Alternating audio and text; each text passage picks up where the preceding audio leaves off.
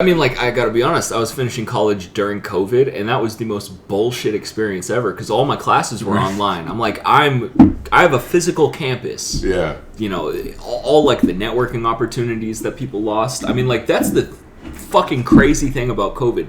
Did you know that the average death of a COVID victim in most countries exceeded the average age of death?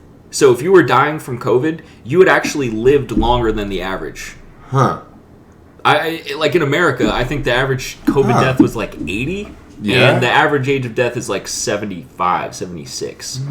So like we were sacrificing our youth, our economy, like the development of our youth. Yes, to keep some people who had already lived past their prime alive. Right. Didn't make any fucking sense. Yeah. I mean, It's not that I hate old people. It's just that, like, if you're old, you're going to die at some point. Yeah. You know what I mean? The fact that, like, children lost out on development from having to wear masks, like seeing a person's facial expressions when you're young, you're literally constantly taking in information, especially as a baby. Yeah. So, like, to lose out on facial expressions, communication skills, we might have like a generation of psychopaths popping up.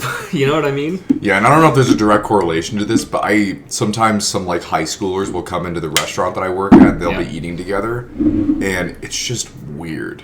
How so? I haven't interacted with high schoolers very much. Like, yeah, and because of my job, I do a lot of the time. Yeah. They'll come there for dates. I guess that's like their nice night out or whatever, and they'll be sitting across from one another, looking at their phones, and each of them will be smiling, but it's nothing to do with the person that they're out to dinner with. Yeah. And it's like, dude, I'm not that old. I'm 26. But for me, I feel like a boomer looking at them. Yeah.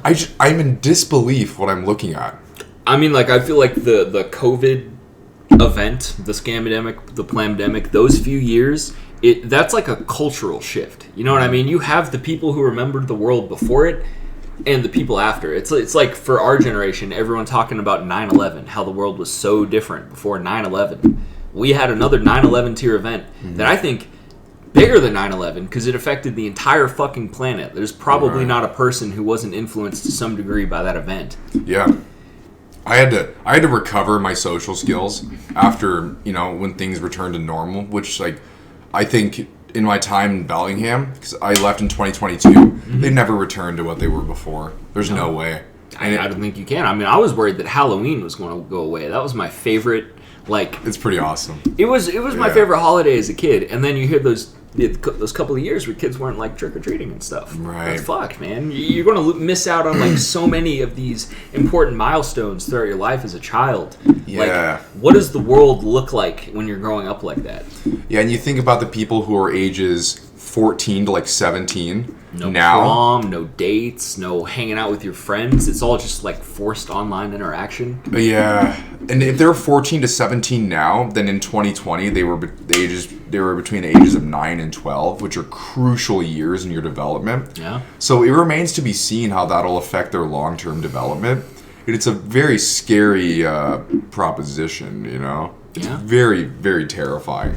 Yeah, I'm just glad I wasn't living around my elderly family because obviously they live in this area. So I was basically able to do whatever I wanted, which was kind of good for my social interactions.